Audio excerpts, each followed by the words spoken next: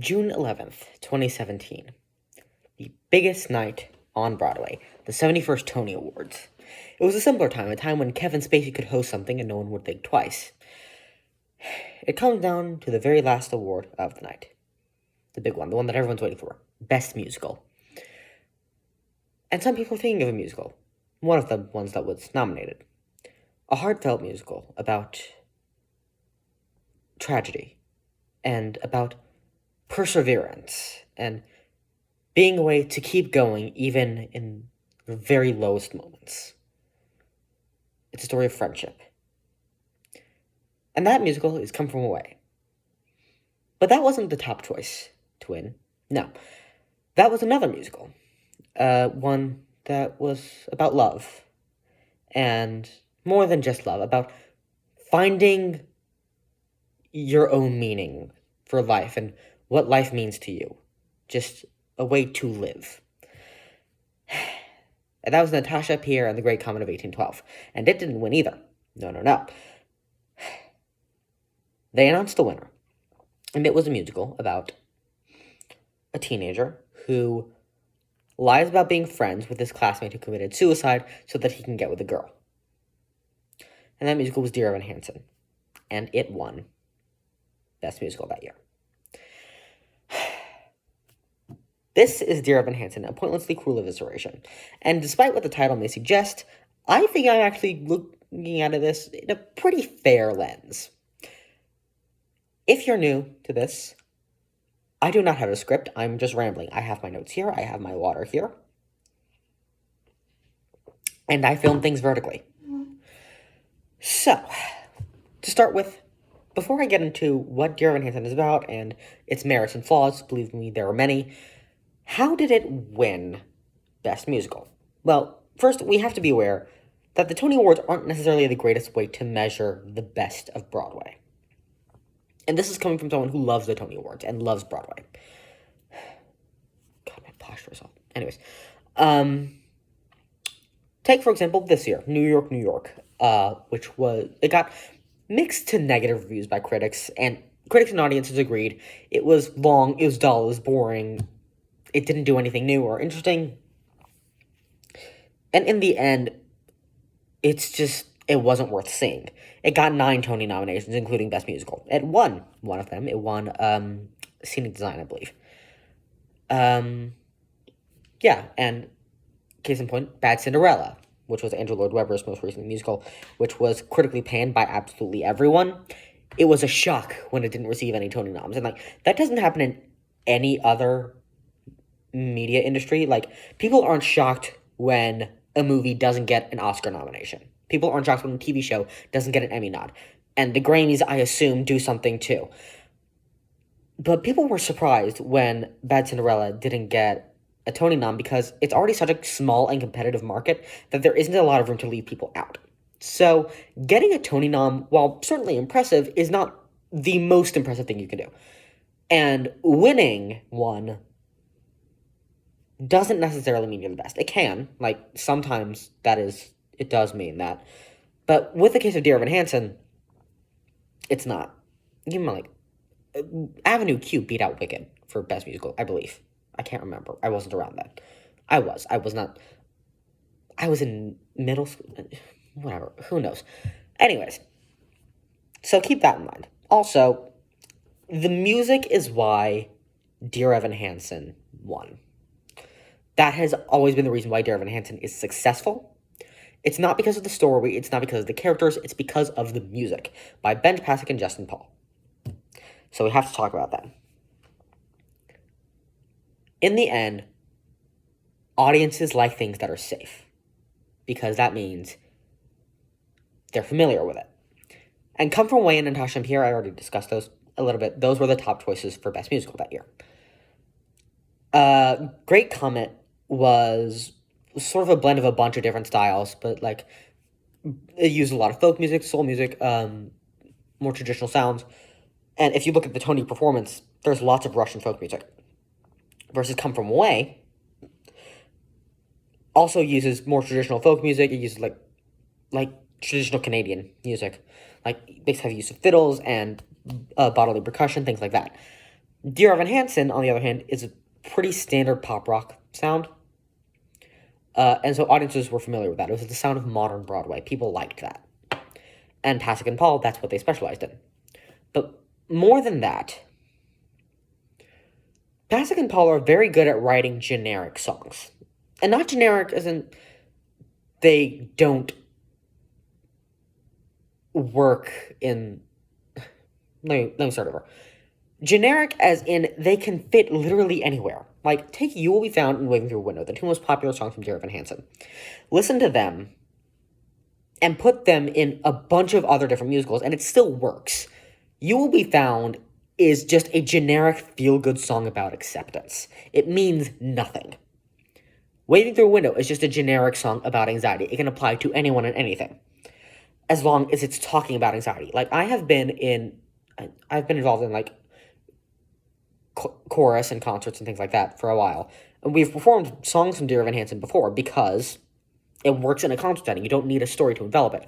Whereas something like Come From Away, take any song from Come From Away, you need the story to anchor it. And looking at Pasek and Paul, one of their other works, Greatest Showman, which is a 2007... When did Greatest Showman come out? Yes, 2017 biopic about P.T. Barnum that is actually not a biography at all. And I liked it. I mean, I know that it was critically lukewarm, but I enjoyed it. Anyways, pretty much all the songs from that are... They could really be in any show. Like, Never Enough is designed to be like a concert song, so it works with anything. This Is Me. It's just it's an acceptance song. A Million Dreams. It's a song about ambition. Like, The Greatest Showman literally had an album of pop stars covering songs from the movie that was released, like, as a promotional material, and that works because they're written as pop songs. They're not written to necessarily be part of a cohesive narrative. And that's the same with Dear Evan Hansen. And that is why these songs from Dear Evan Hansen were as successful as they were, because you didn't need the story to tie them down. They worked independent of the story. And so keep that in mind. That is what made Dear Evan Hansen work. But then there is the last reason why I think it won Best Musical. It's awards bait. And you could argue that something like, say, Come From Away, which is a musical about 9/11, is also awards bait. But the difference is, Come From Away handled its subject matter very tactfully and elegantly. And I'm not going to be commenting a lot on Natasha and Pierre because I've never seen it. I have seen Come From Away. But Come From Away was clearly a story where people were invested in it and invested in the material and wanted to portray it delicately. Dear Evan Hansen talks about anxiety, it talks about depression, it talks about suicide, it talks about all those things. But none of them are handled with particular tact, at least in a way that makes it stand out. And I'm getting ahead of myself here, but I want to point out one specific moment where Evan, or Dear, as some people call him, the main character, has a moment later in the show where he's no longer taking his anxiety meds because he's like, I don't need to anymore because I'm popular, which is just not how anxiety works. I would know.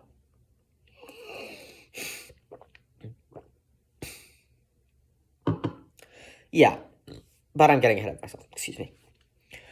So, Dear Evan Hansen touched superficially on social issues. Its musical style was widely accessible, and the lyrics were generic enough so that they had mass appeal. That is why it was a success. And then the movie adaptation came out in 2021? Question mark? Yes? I think so. And then it all came crashing down. Because that is when people started looking up what Dear Evan Hansen was actually about.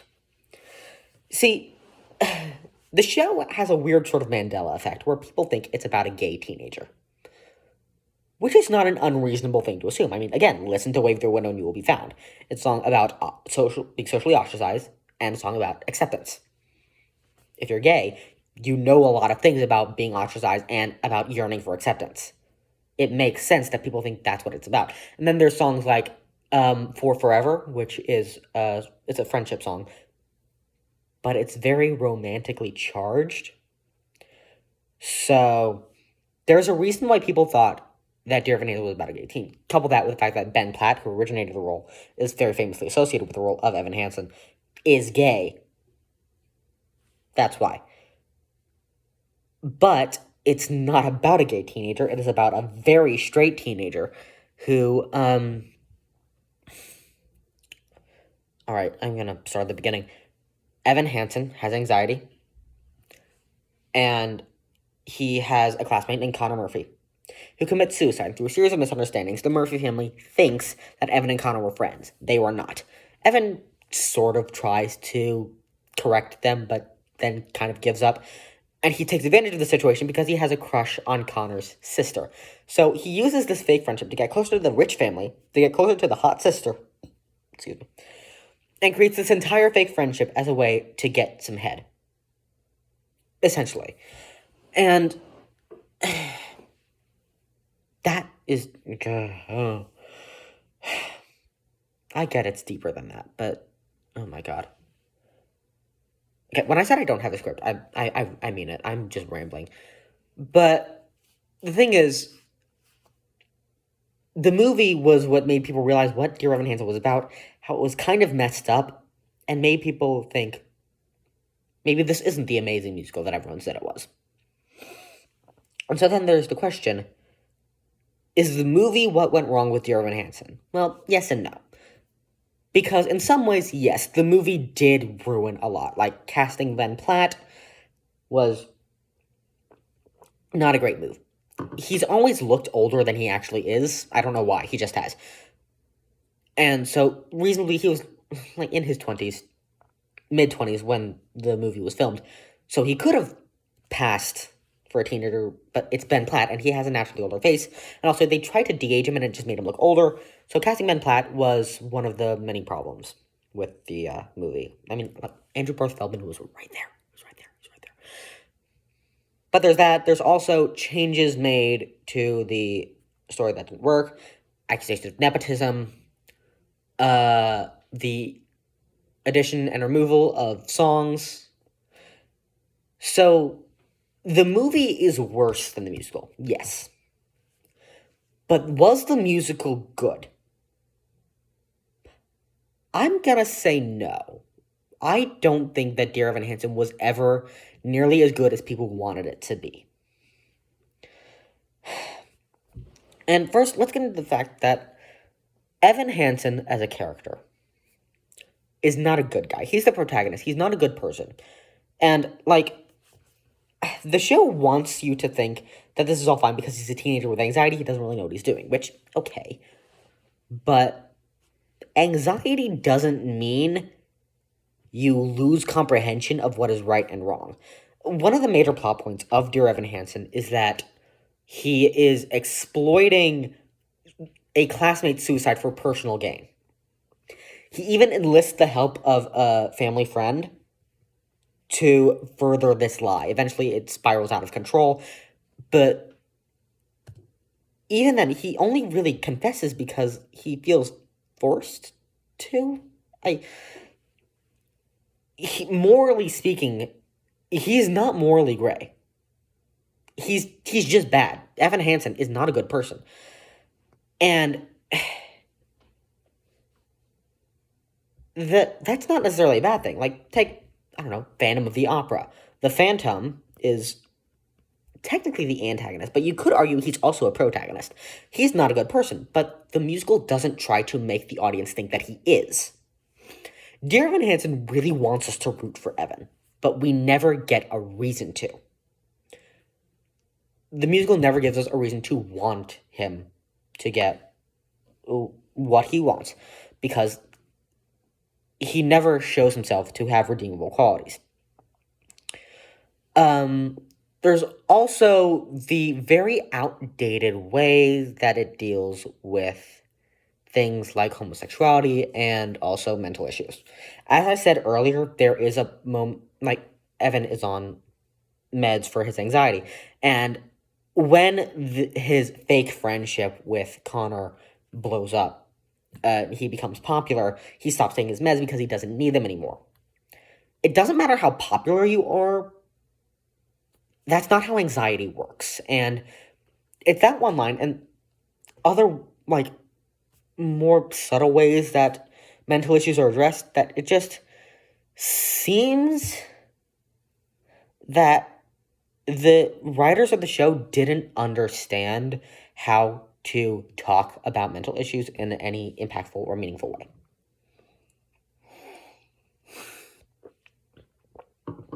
And then there's the character of Jared, whose entire personality is just making homophobic jokes.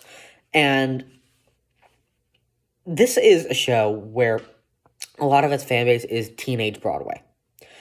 Teenage Broadway is gay, is very gay. It's extremely gay.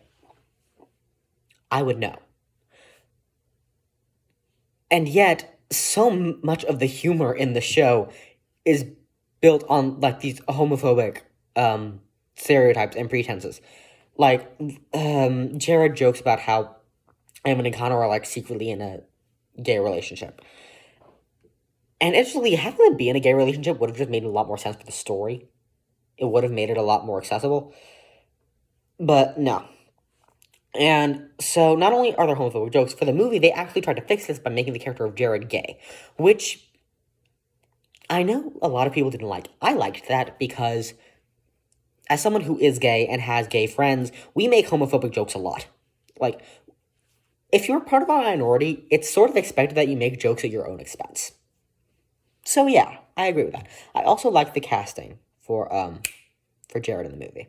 I like the casting for most of the characters in the movie, except Evan. But yeah, so there's that. Just Dear Evan Hansen is trying to be something bigger than it actually is. It's trying to be this epic story of acceptance and love, and in the end, it's a story about a teenager who manipulates everyone around him to get laid. And I get that's a bit of an oversimplification, but that is basically what he does. Like, the entire reasons for continuing this lie is to get closer to a rich family and to get closer to that rich family's daughter, who he has a crush on. There's also a song. What's the song called? Why can't I remember the name of the song, dear?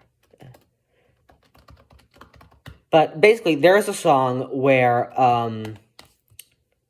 Evan talks to dead Connor's sister, who he has a crush on, and he's like, oh yeah, your brother totally loved you. He noticed all these little things about you. And he starts describing the things that he finds attractive about her. And where is this, what is the name of this goddamn song? Why can't I remember it? I'm having such a brain fart right now. But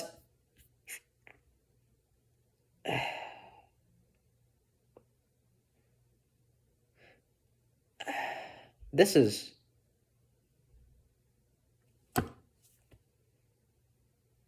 Google's not loading. Goodbye. Anyways.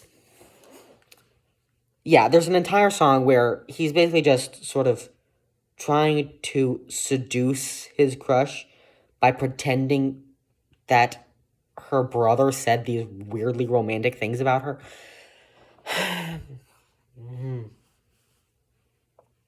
It's just so awkward. It's really creepy.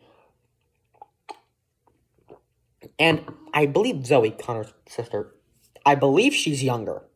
I can't remember. It's been a while since I've seen this, but I believe that she's younger. And in high school, even a 1-year age gap is already a little bit iffy. But anything beyond that, no. So, yeah, and then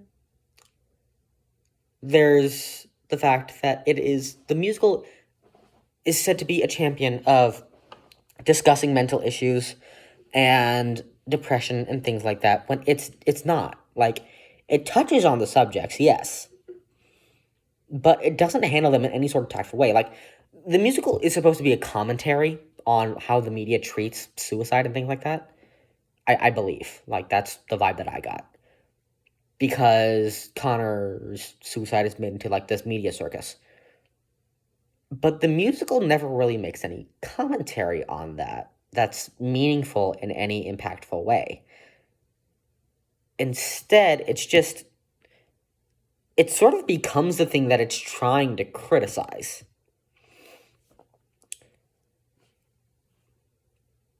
So, yeah, the musical is very hypocritical in that sense. And it's like, it's not catering to its demographic at all, which is, again, mainly a teen audience who are largely LGBTQ. Many of them suffer from anxiety and depression. Those are extremely high in today's youth. It's like, Dear Evan Hansen is the wrong show for this audience. And unfortunately, I don't know if a right show exists. But if you want to see a show that talks about all of these issues in a truly meaningful way, I'm sorry. Dear Evan Hansen is not it. And I've barely scratched the surface. There are many other people who talk more about this and about the movie adaptation, much more tact and with much better editing skills, by which I mean editing skills, period, than me. So, yeah. Go look at them, but yeah, I'm sorry. Dear Evan Hansen just pisses me off. So, I could probably come up with a better ending for this video, but well, I wish I could, but I don't want to. So, yeah.